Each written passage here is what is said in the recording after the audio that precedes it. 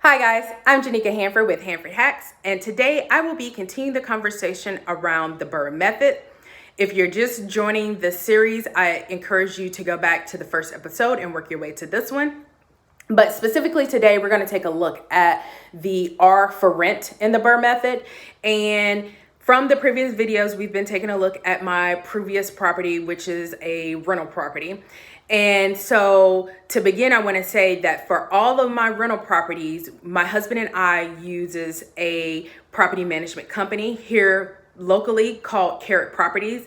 They have been really great at managing our properties. And not only that, my husband and I both work a regular 9-to-5 job. We have 2 small kids. We have a very hectic life, and I was not trying to add being a 100% landlord to that list. So property management has definitely been very beneficial. They do a fabulous job at the advertising to get tenants in. They do a wonderful job screening the tenants, running a background check, just making sure that the tenants that are going into any of my rental properties are really good with paying their rent on time, making sure that they're not going to go in there and damage or destroy my properties. And so we have been really pleased and impressed. Not only that, anytime any maintenance or repairs is needed, it all funnels through a property management company. Now, we do pay a percentage of what the tenant is paying towards property management. So for this particular property, we pay a little over 7% to our property management company. However, to me, it's well worth it. I'm very busy. And in addition to that, it's not like the property management company just goes and does whatever. If a tenant is saying, hey, my stove is not working, then they fill out a work order, and then the property management company contacts us and says, hey, do you want us to send a contractor in? Do you want to take a look at it?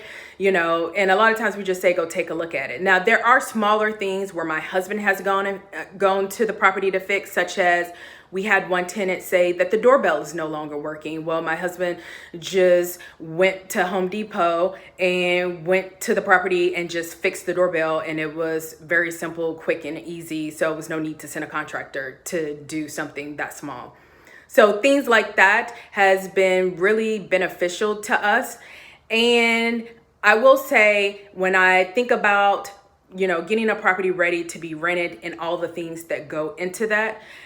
With my last previous residence, we did refinance before we got a tenant in there. So at the time, it was our primary resident and we refinanced it. So at the time we had a tenant to take up residency there, my mortgage at the time was $941.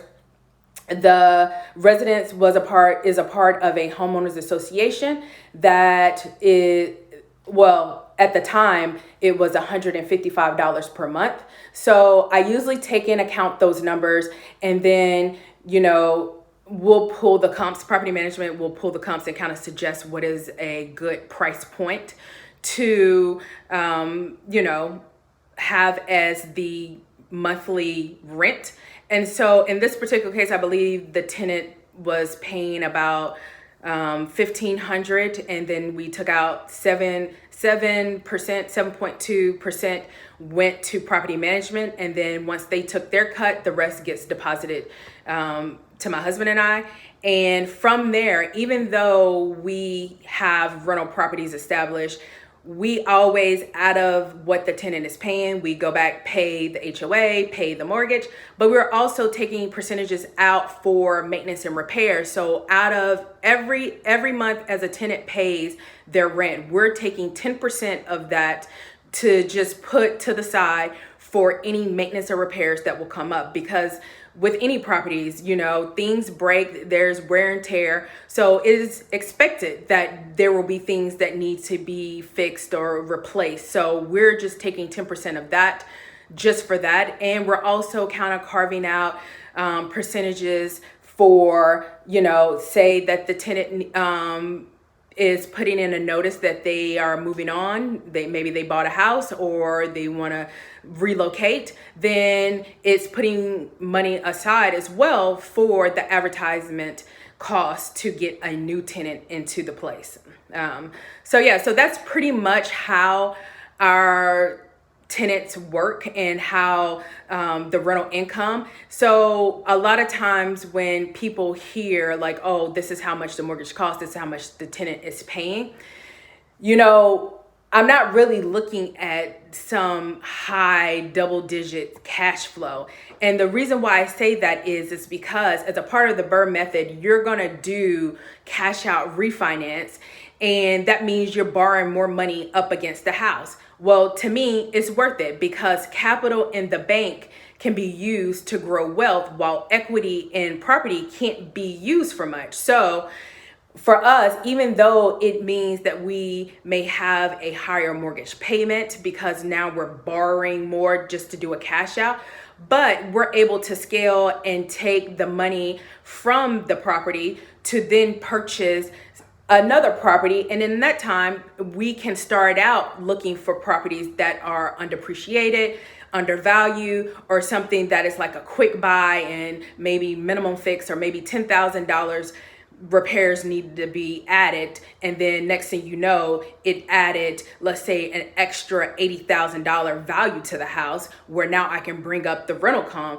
That to me is much better than me just saying, oh, let me just not do this process and let me kind of just keep either taking a lender or taking money out of my account or out of my investments account. To do that, I can continue to let capital in the bank to continue to grow.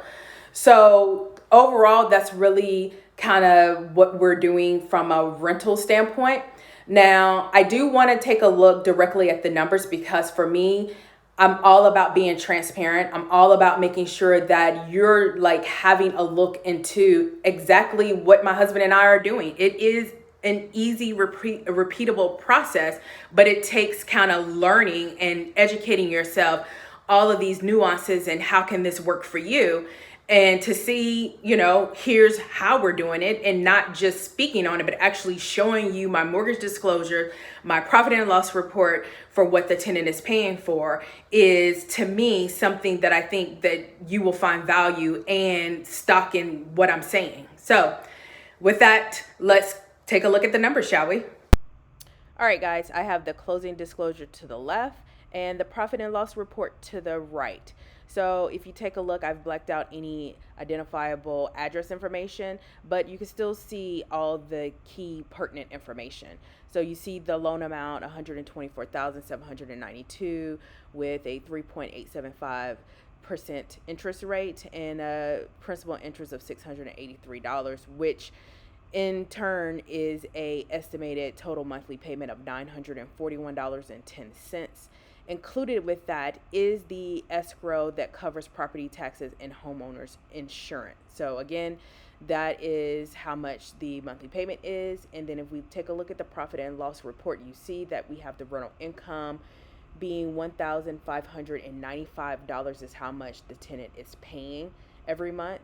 And the property management company is getting out $115, which is 7.21% of that rental income, which leaves my husband and I with $1,480 net income that gets deposited into my husband and I account. So if we were to do the math here, take a look at how much I'm paying for the mortgage, and then I also add in the $155 monthly HOA and look at what the tenant is paying, that gives me a profit of $363.